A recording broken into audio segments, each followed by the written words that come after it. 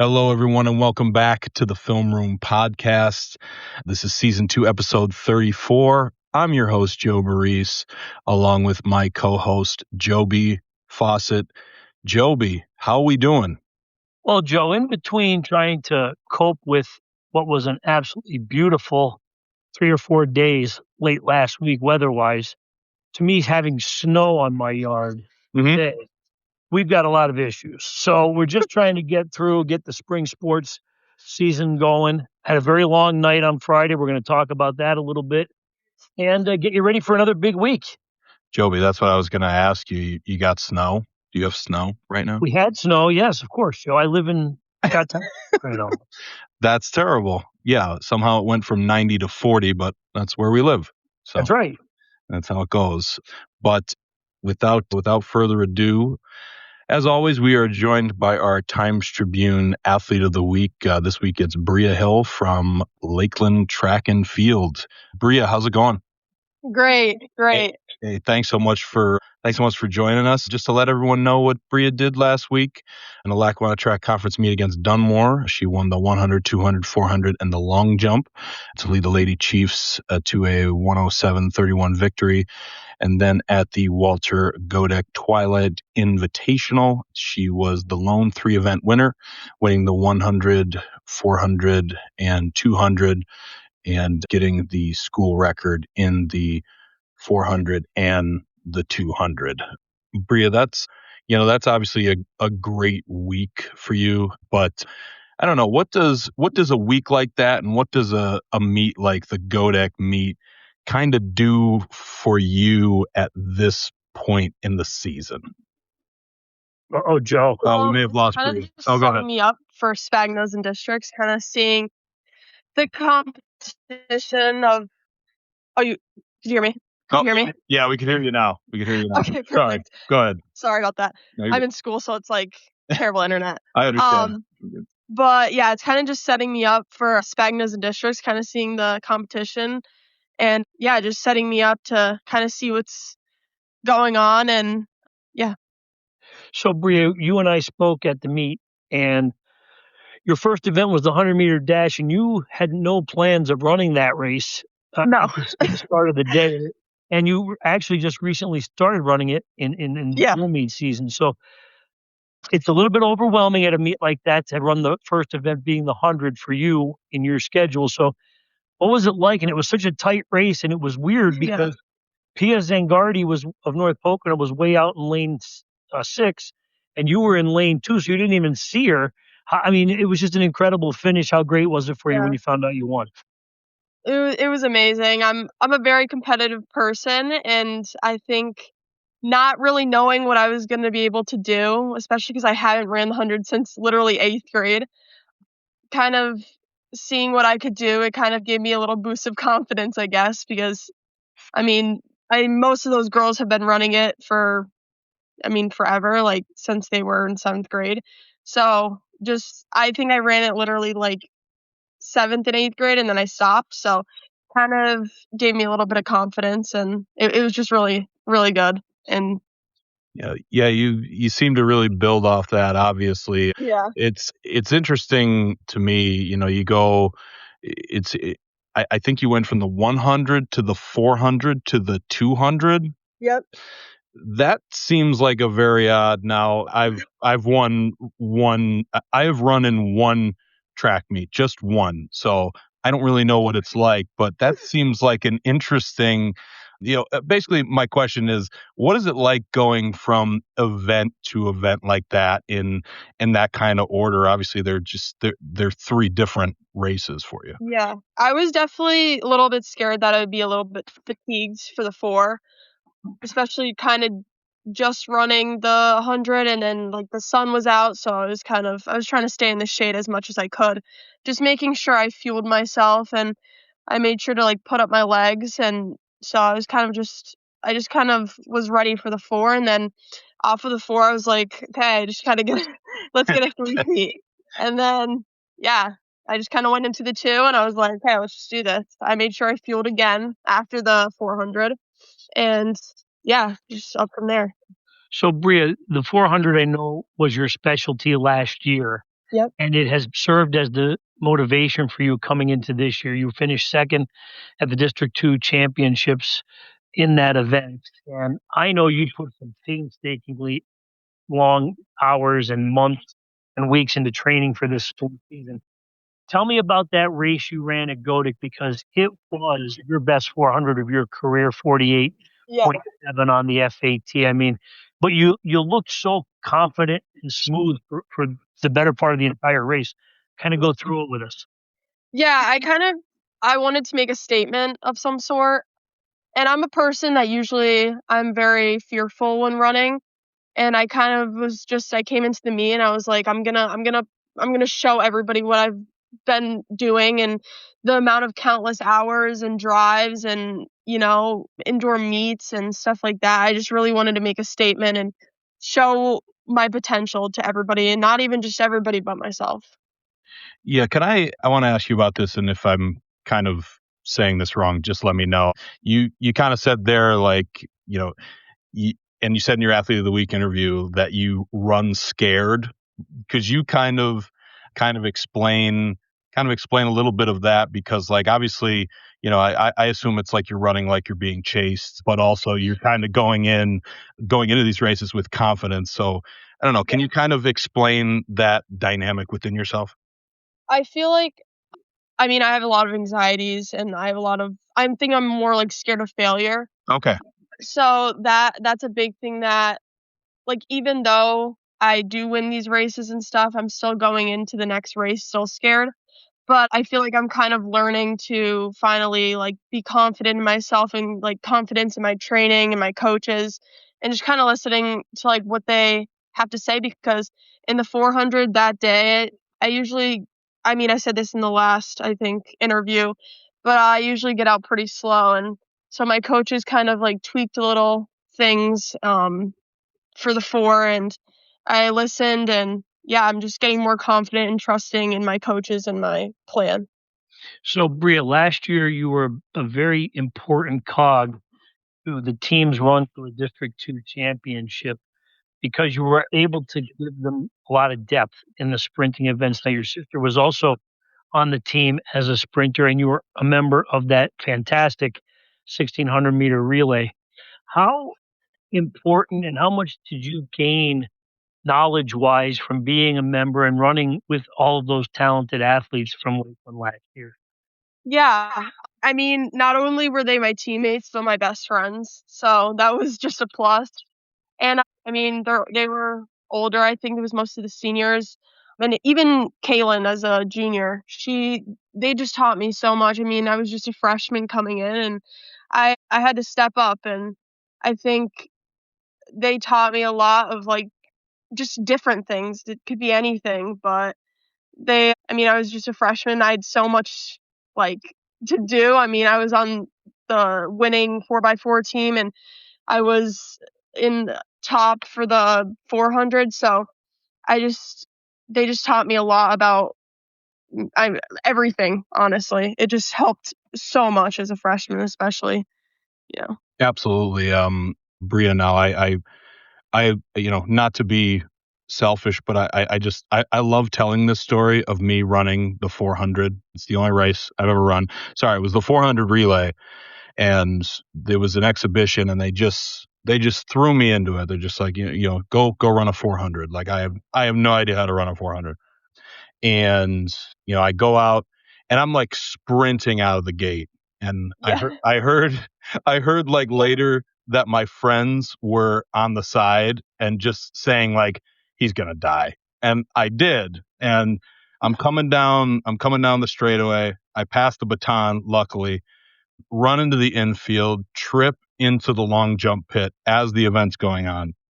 So for me, that was a terrible experience. Yeah. The 400 for me, that's just a terrible race, and it's your favorite race. So tell me, like, why is that, your favorite race, and kind of like, how do you, to people who are unfamiliar with track, what's the way to attack that race to run it the most effectively? Weirdly, it hurts definitely the most. I'm not gonna lie. My body is it's terrible at the end.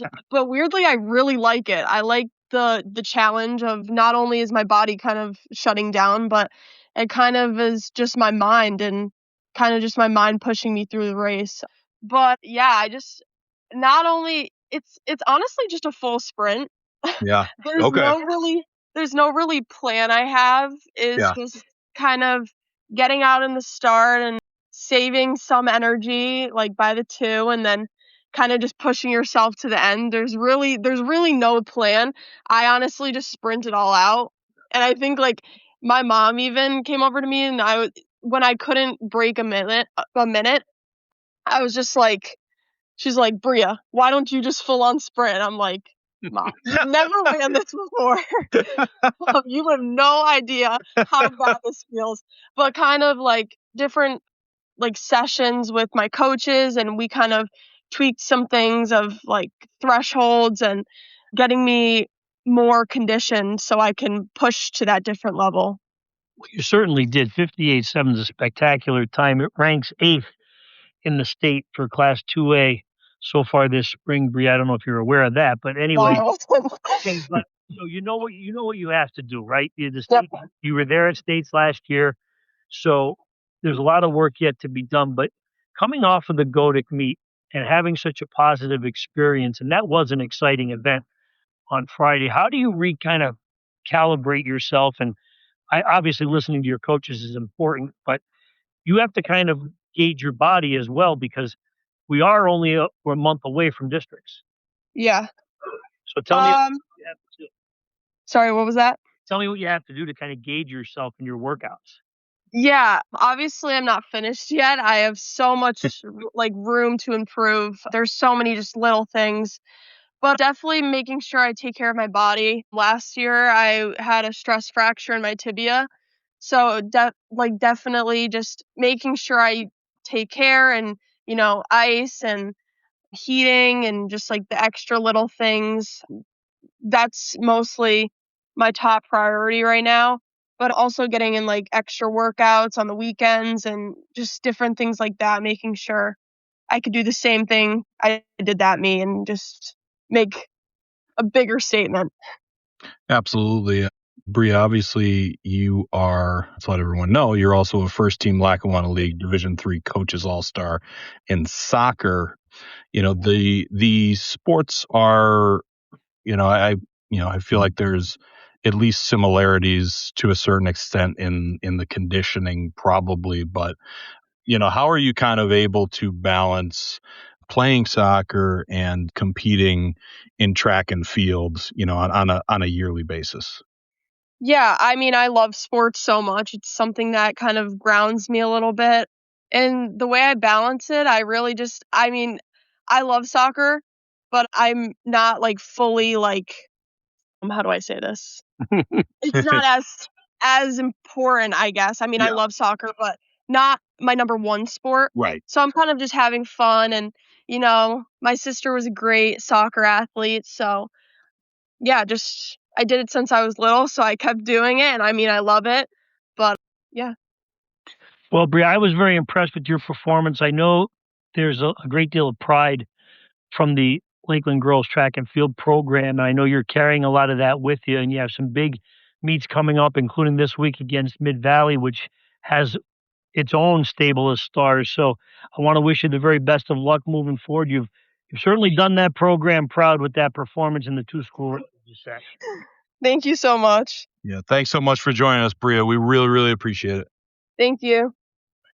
Okay. That was our Times-Tribune Athlete of the Week, Bria Hill of Lakeland Track and Field, who was nice enough to join us in between school and practice. She's off to practice now.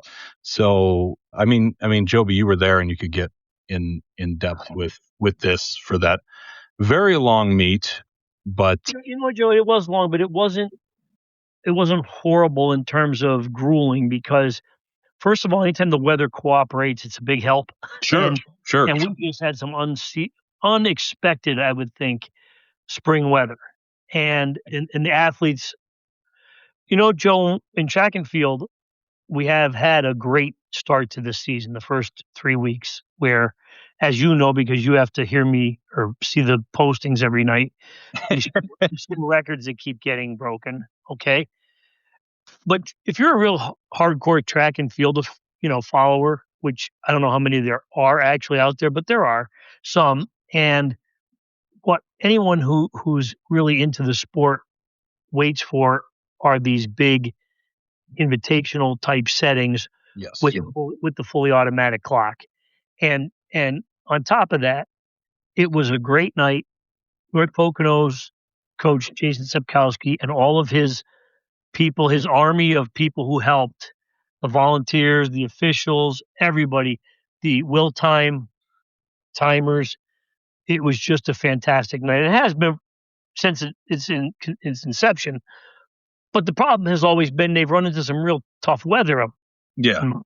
Which, even though it's here in the United States, not in Russia, it's still cold. Oh, yes. Oh, yes. So we had a great night. And it was the events, the kids made it worth being there all night. I mean, it was fantastic. Bria Hill was just one of the bright standouts in 3 events. Okay. But Joe, you went through and saw, I think there was, double digits in the number of meet records that were set. Yep. There were 6 on the boys' side, 7 on the girls, maybe. But the performances, not just were they breaking records, they were shattering records. I mean, it was an incredible night, and many of the kids breaking or setting the records are underclassmen. Right. So, again, it was just a great night of competition. I can go on and on about, Weston Yanoni. Of course, he's been on the show as an athlete of the week. He had a couple of meet records. Olivia Thomas is a past athlete of the week. She had a couple of meet records. Then went to Shippensburg that night, got a quick nap, and ran in another meet and won a couple of events there. So she's certainly testing her body.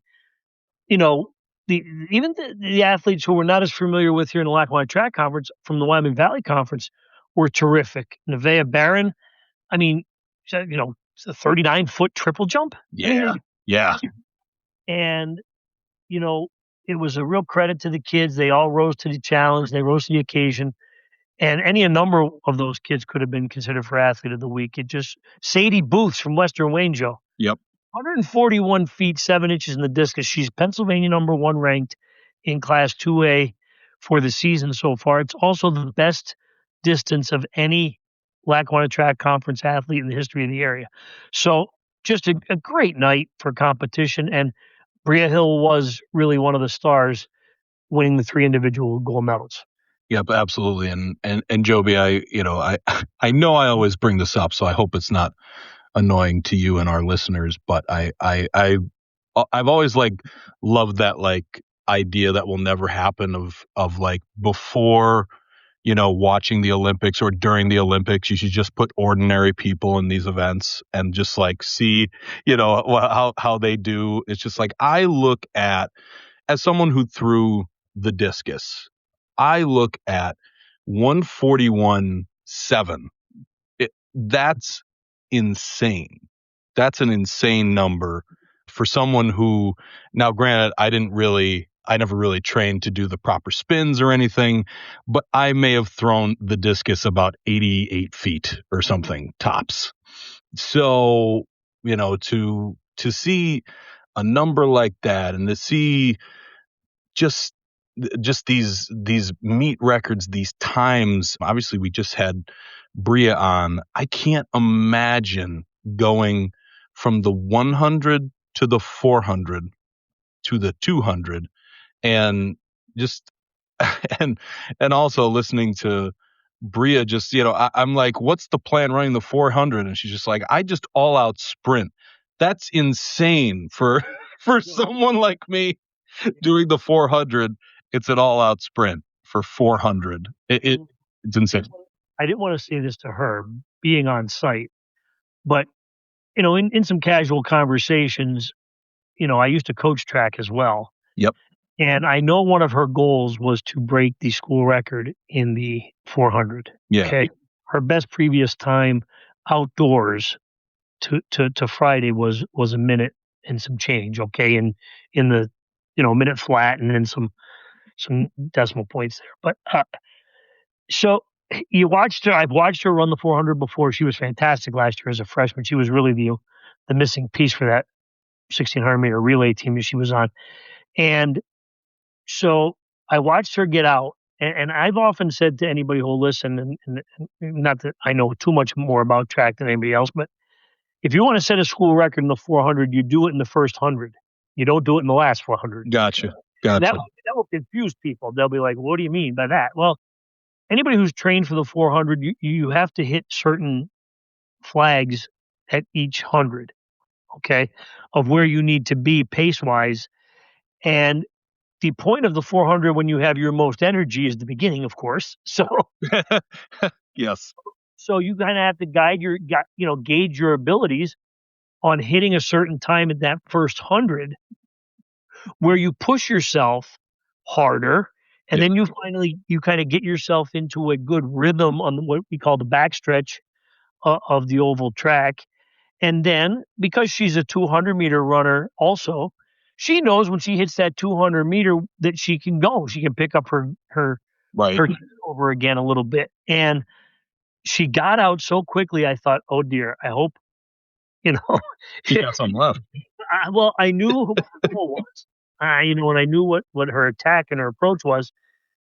And how I usually kind of judge if they're going to be able to hold on is when they get to that 200, what their stride looks like.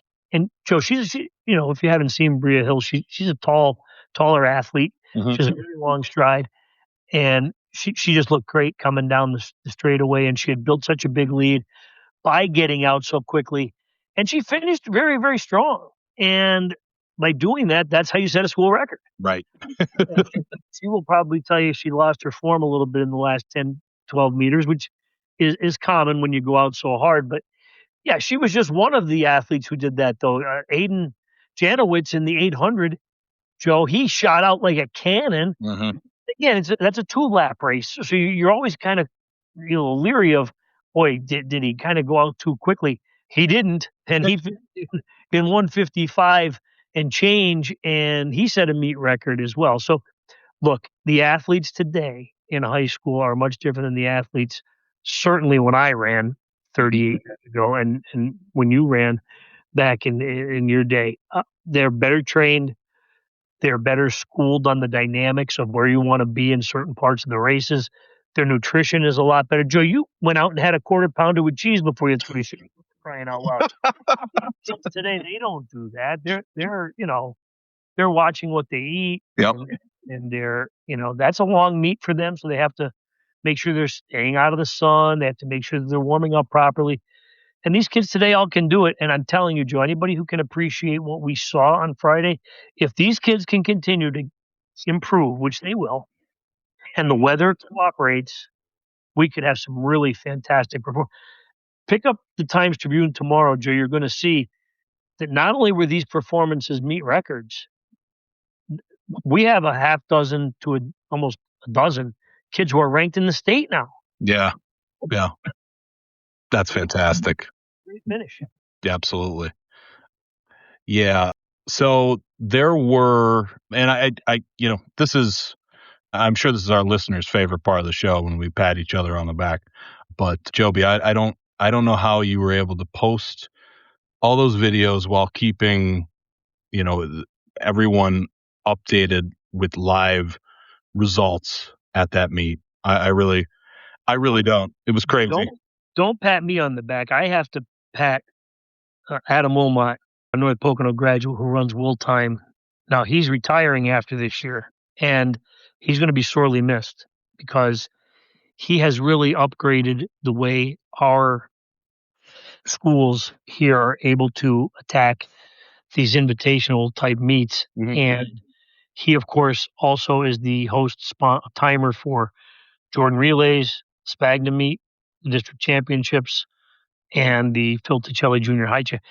He is a godsend when it comes to track and field. And he and his family, his mom, they, if I'm not sitting at my computer, they put the results underneath my laptop for me when I'm out videoing. And Adam occasionally has to yell at me so I don't get in front of the finishing camera. pull everything off. But he's a great guy, and really, Joe, it's not me. It's him and his mom who take care of me, and we're able to balance it and give people some live look-ins to the races, and of course update the results as quickly as we can. But it's a process underneath the tent, and if you don't have people you can work with, it sometimes can get a little bit daunting. But without them, I couldn't do it. I hear you. So, speaking of some of the great performances, we did have some very good softball and baseball this week. Joe, before you get to that, because I know you want to rattle this off, but we want to make sure our listeners understand also.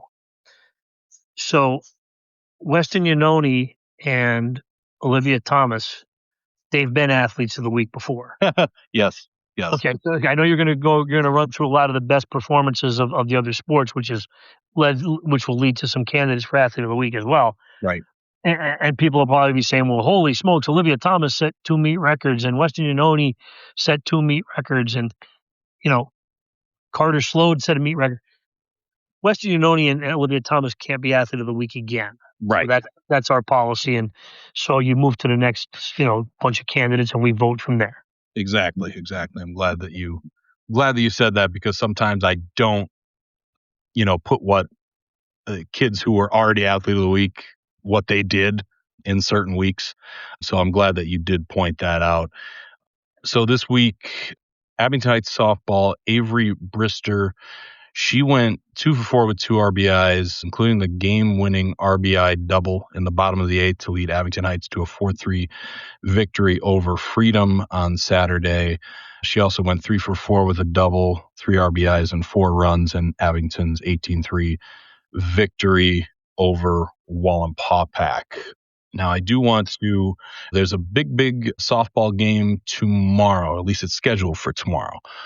I don't know what weather's like. I haven't checked it, but I can tell you it's only 40 degrees today. This is Monday. We're recording Monday afternoon, but there is a big softball game scheduled. It's Abington Heights versus North Pocono. These are 2 teams that are undefeated in Lackawanna League Division I softball play, and North Pocono also had a nice win for themselves on Saturday. Addison Ayub went 2 for 3 with a home run and 2 runs to lead North Pocono to a 3-2 victory over Liberty. So this is a showdown that, honestly, in the past few years we kind of circle on the calendar, and I'm sure these 2 teams do as well. Like I said, both undefeated atop Division I softball, and they're also 1 and 2 atop the District II Class 5A power ratings with Abington Heights 1 and North Pocono 2. That game is tomorrow at 4:30 at North Pocono, I believe. So that's a big showdown to look out for in softball. Another great week. There are plenty of people, honestly, from Old Forge softball who had fantastic weeks, and they played 4 games, won them all. But I do want to point out Cameron Notary. She was the winning pitcher in all 4 games, and she went 8 for 13 with, and like I said, she, in those 4 victories as the winning pitcher, she did surpass 100 career strikeouts.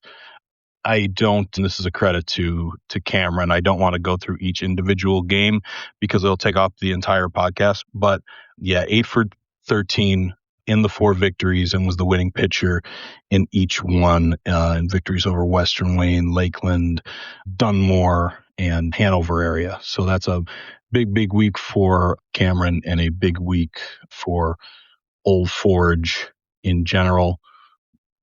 That is, Old Forge plays in Division II, where Mid-Valley and Holy Cross are atop that division. Mid-Valley beat Holy Cross last week. I believe it was actually a week today at this point, but Ariana Davey tied that game with 2 outs in the top of the 7th. And then Mid-Valley was able to beat Holy Cross in the 8th, 7-6. They now hold a 1-game lead in Division II. Mid-Valley 6-0, Holy Cross 5-1.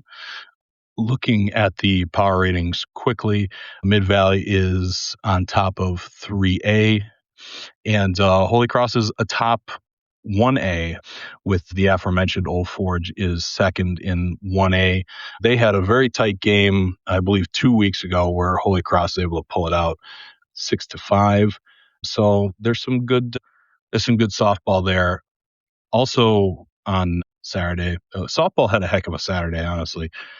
Dunmore was able to rally past Montrose with Emily McGowan hitting a solo homer to tie the game before Rachel Walsh walked it off with an RBI double. So when it comes to, I'm clicking between things. Dunmore is the top team in the Class 2A power ratings, with Montrose right behind them. But also in Division III softball, Montrose is atop the standings ahead of Elk Lake, who is 4-1. They're going to face off on Wednesday. So that's an interesting matchup in softball.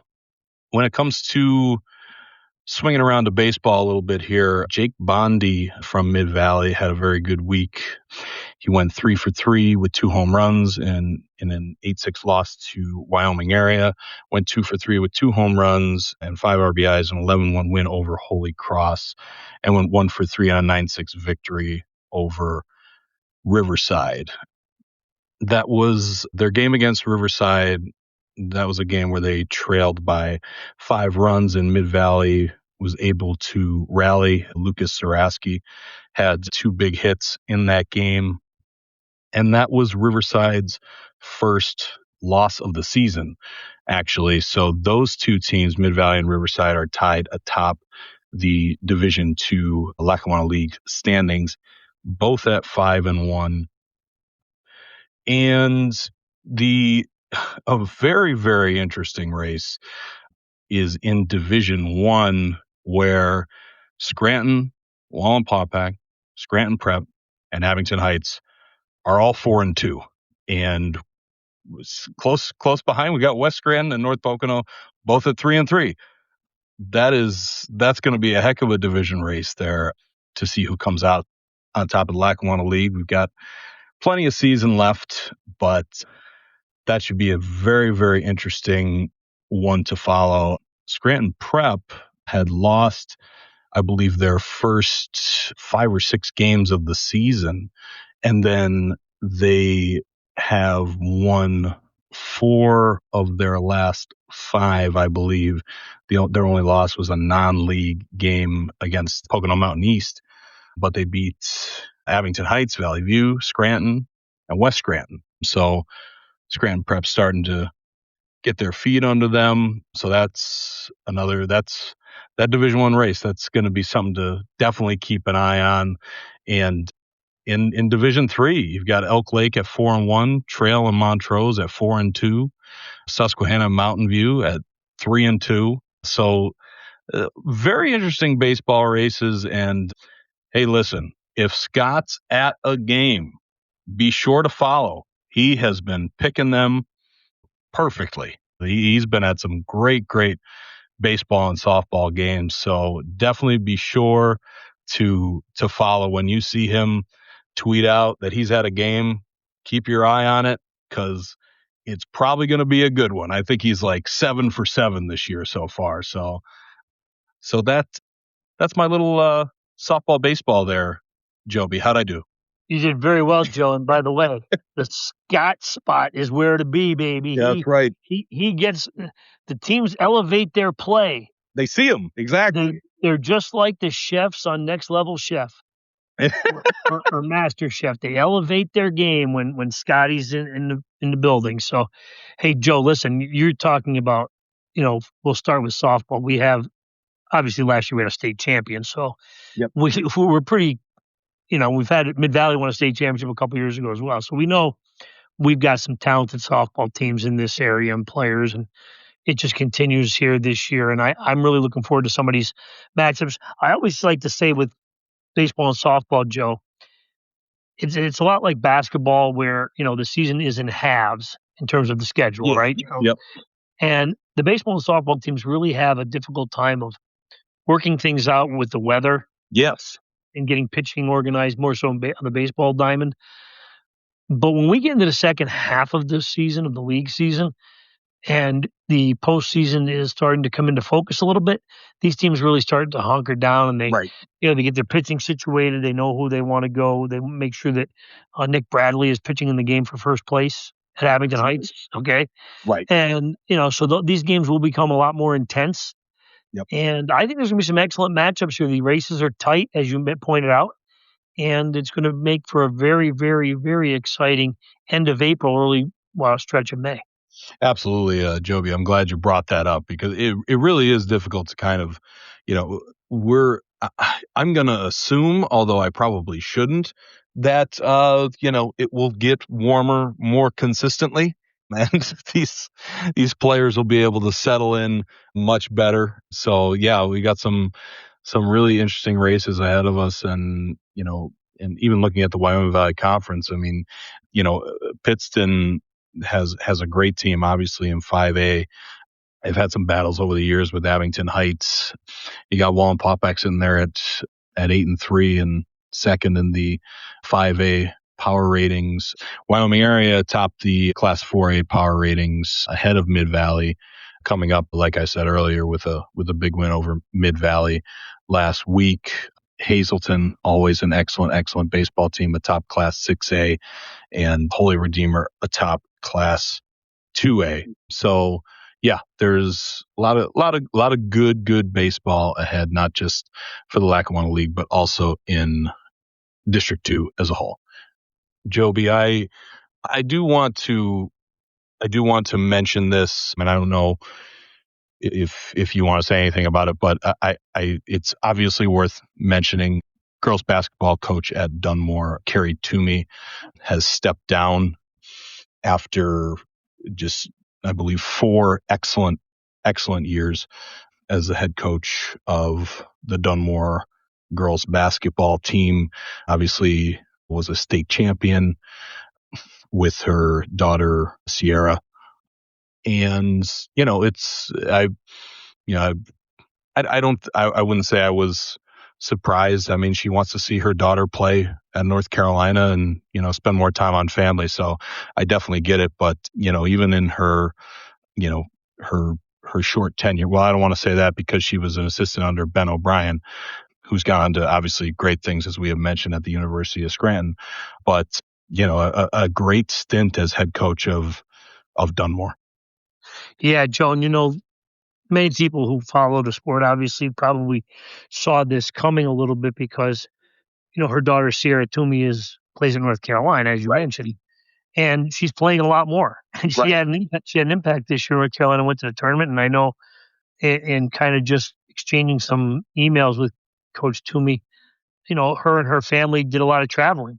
Yeah, to try to see Sierra play. So look, she did a great job with those kids at Dunmore. They have a great program there that was started long ago by Ross Machaco, and it's been handed down to Ben O'Brien and then to Coach Toomey. And Joe, Coach Toomey was a player when I was in high school. Okay, and she was as tenacious an athlete on the basketball court as you might expect, if you've ever seen her coach. And she was a heck of a competitor, very talented player in our area and in the region and in the state. And that certainly carried over to her coaching. And I will tell you one of the highlights, and she'll probably get mad at me for saying this, but one of the highlights of my interactions with her actually wasn't even an interaction at all. But as you know, Joe, sometimes in the District 2 championships, I'm more the content creator than I am actually covering the game. And I was on site for this year's Dunmore win over Holy Redeemer on a last second shot. Okay. Yes. And if anyone has a chance to go back and find the video, which I'm sure is in my Facebook feed somewhere under Reels, you can see Coach Toomey doing an absolute enthusiastic celebration dance in the background after it all goes through. And, she just loves Dunmore basketball. Yeah. She always has since she was a player.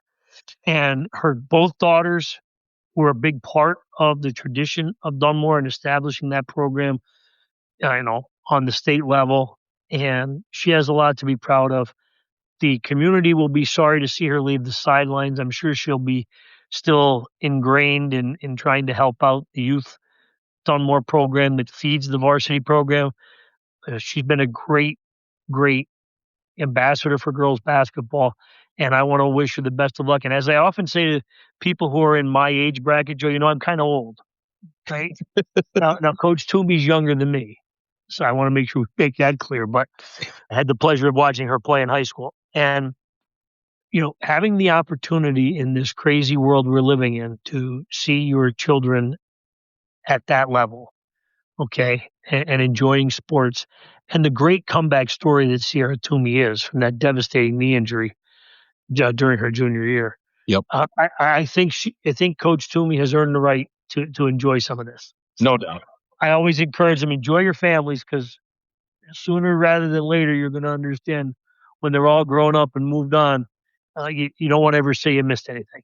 Exactly. It's the most important thing. So she absolutely, it's something that I totally understand, and I'm sure everybody does. But she left.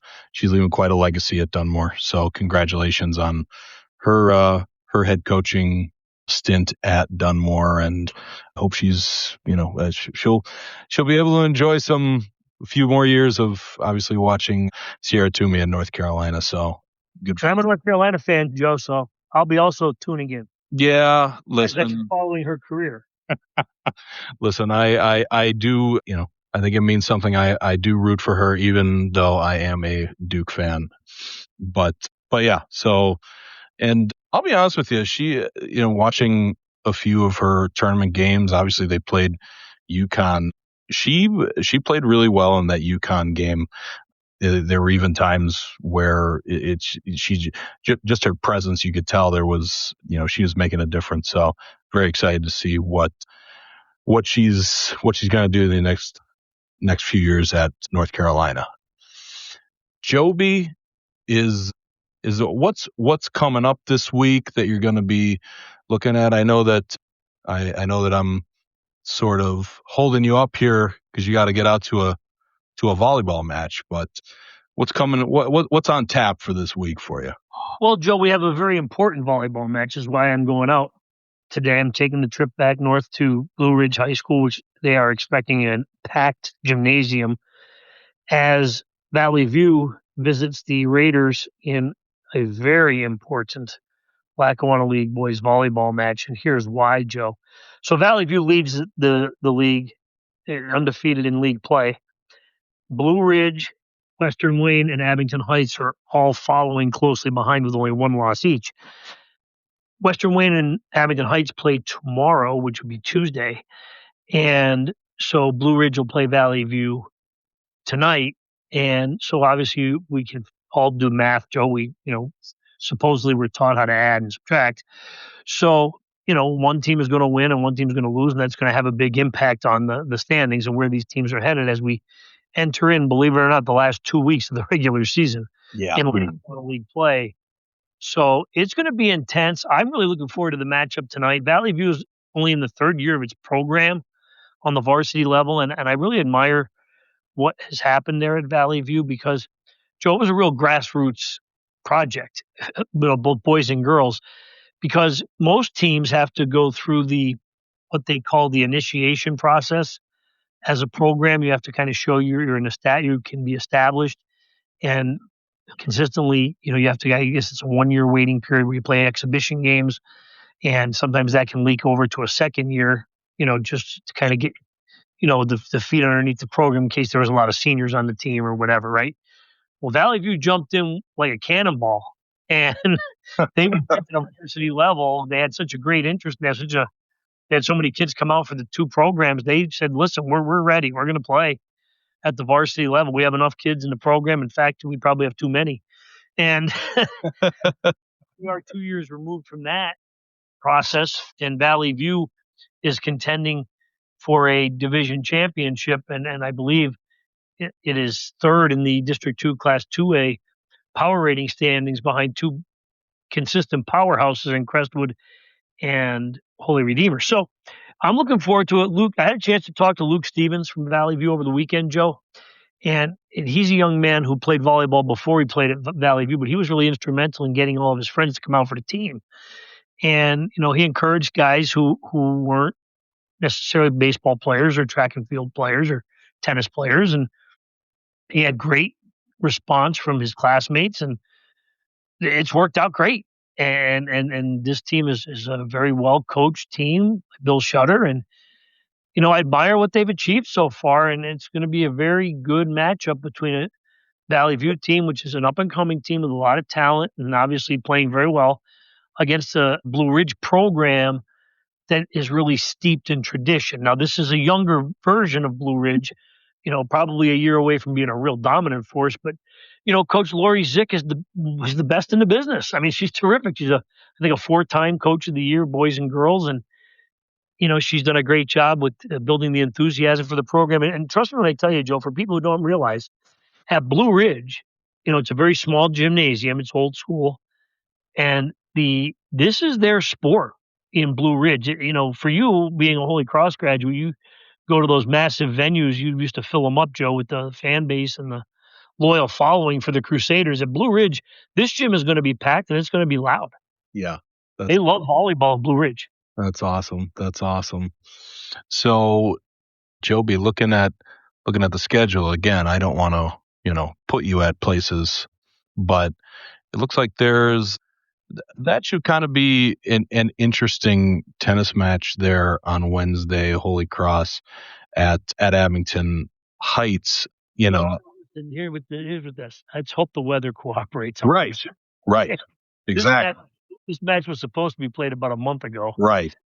They moved it to the back end of the schedule because both coaches and ADs had the vision of saying, hey, listen, these were the two best teams in the Lackawanna League. They have the best lineups. Tennis is one of those sports where you kind of get a pretty good idea, right. if you got that kind of talent at the 1, 2, 3 singles, because that's all you have to win is the 1, 2, 3 singles.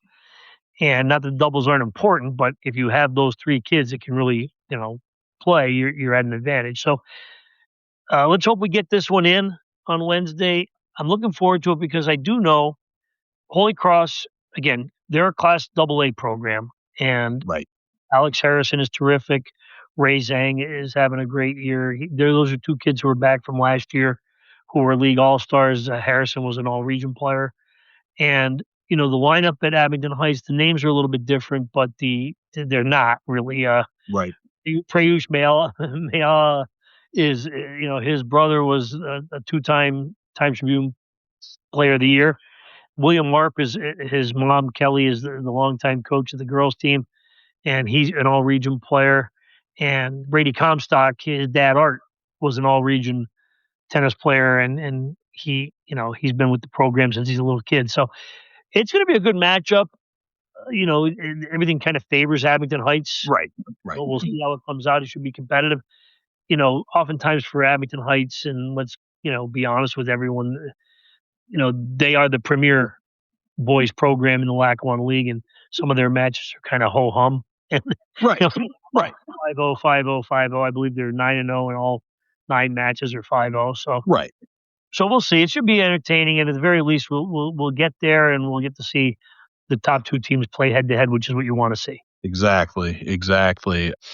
And Joby, I know we started the show with a lot of track, but what are we looking at track and field a little bit this week? Well, Joe, some of the division titles will be figured out here this week.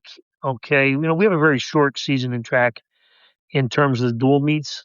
Yep. And so Abington Heights and Valley View will go at it on Tuesday at Valley View. The winner of that meet will clinch a tie for the division championship. Both teams go into that one undefeated. Same on Tuesday for Elk Lake and Montrose. Those 2 teams, or Wednesday, for those 2 teams in Division 4, boys and girls. Both of those programs are unbeaten.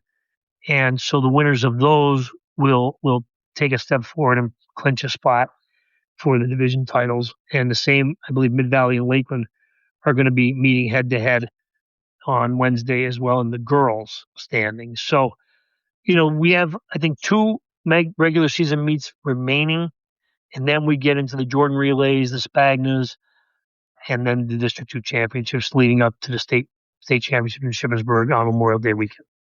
Absolutely. And, there's, Joby, it looks like there's a nice little boys lacrosse matchup coming up on Joe, I'm going Friday. to be doing a little bit of everything this week. Which Yeah. it's good for my mental state. I'm not, yeah. But it does become a little bit hectic. I kind of have to keep all the storylines together, which is correct. I feel like a WWE staff writer. Keep everything in order. This is not kayfabe, though. However, so we'll just we'll go with it. Prep and Abington Heights, Joe. We all know about the rivalry here between these two schools. Okay. Yep. So it has kind of filtered over into the lacrosse sport, and Scranton Prep is a dominant team, right? And it's certainly overloaded in talent this year. And this Abington Heights team has kind of been building toward this year as well. It's a young program, started just about 5 years ago, and they're on a collision course. They're going to play. It's going to be a heck of a game. I'm not so sure I enjoy the 7 p.m. start time on a Friday night, Joe, but right. We'll be there. We'll be at the very beautifully renovated Abington Heights High School Sports Complex. They have those new bleachers there, so there should be a good crowd on hand. It's going to be intense. These are some of the best players we're going to have in lacrosse. It's certainly the best players we've had in a while. And it's going to be a good matchup. And I do think that rivalry does spill over into this sport as well. And it should be a lot of fun on Friday night. Absolutely. Joby, it is difficult to, cover a game at the same time you're supposed to be putting a roundup together. So that'll be fun on Friday. I'll be enjoying that. Exactly. Just a few quick things with a few of our professional local teams. I probably should know. I haven't checked yet. I don't know if they've announced it, but the Rail Riders will be home this week and might see an Anthony Volpe or a Garrett Cole rehab assignment. So if you like the Yankees, get up there, check that out. And Wilkes-Barre Scranton Penguins, they're in the playoffs. They're the second, they clinched the second spot in the Atlantic Division. So they'll have a bye the first round, but Wilkes-Barre Scranton's going to get some playoff hockey. So get out there if you want. Now, Joe, you usually, as a general rule, can grow a beard in about 30 minutes. So will you have the hockey playoff beard going for the postseason? I may have to. I may have to extend that to the Wilkes-Barre Scranton Penguins because I imagine I'm kind of a fair weather Pittsburgh Penguins fan. So I feel like at this rate, they're probably going to lose to the Flyers. I just feel like it's going to happen. So it'll be a quick beard there for Pittsburgh. But yeah, I'll have to extend it to Wilkes-Barre Scranton. Little Calder Cup, Joby, maybe first one. Who knows? We'll see. So Joby, that's all I've got. Anything else you want to get into? No, Joe, I'm just looking forward to we're going to get into a really, you and I often talk about when the season gets busy. Yeah. And it's sometimes very difficult for we were talking about it at the track meet with a couple of coaches. And I said, when you're not in the trenches of doing every sport like we are, right? And you're kind of only focusing on track or you're only focusing on baseball, you don't kind of really fully appreciate everything that's going on in spring sports because there are a lot of them. Right. We've got boys and girls lacrosse. We've got boys and girls track and field. We've got boys volleyball. We've got boys tennis. We've got baseball. We've got softball. Joe, we've got other things going on that I don't even know. We've got powerlifting results coming in. Right.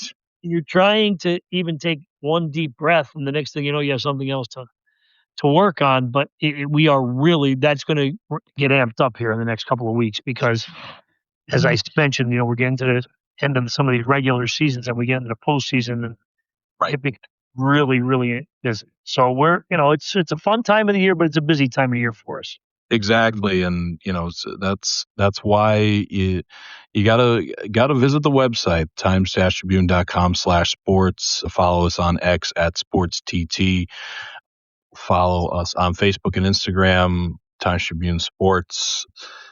Be sure to go to Joby Fawcett's Times-Tribune Facebook page to keep up as well.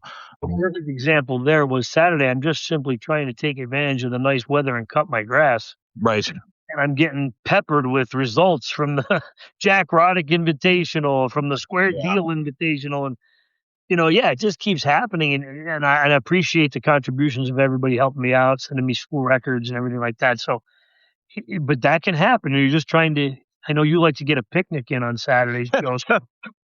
I know you get overwhelmed a little bit with some of the results coming in. So. Oh, yeah. Oh, there were a ton of non-league baseball and softball that came in. Yeah. So I know I signed in at one point and I said, oh boy, Joe's getting overwhelmed. So I better chip in here. You were, I was going to say you were around, thank God. But yeah, and it's obviously we talk about all the time, but it's difficult to kind of navigate with the weather and stuff. We already have a few postponements today. Obviously it's 40 degrees and it snowed in certain areas. So, and games get stacked on top of each other. But again, you can always keep up on the website. Go to Varsity 570 for baseball and softball box scores. Search the team and they're all there. So, plenty of places where you can follow your favorite teams. But for now, you can always come here, subscribe on Apple, Spotify, YouTube, Amazon Music, and of course Podbean, where we record this every week. I want to once again thank Bria Hill, our Times-Tribune Athlete of the Week, to read her interview she did with our colleague Scott Walsh. Go to the times-tribune.com/sports or pick up Tuesday's paper. It'll be there as well.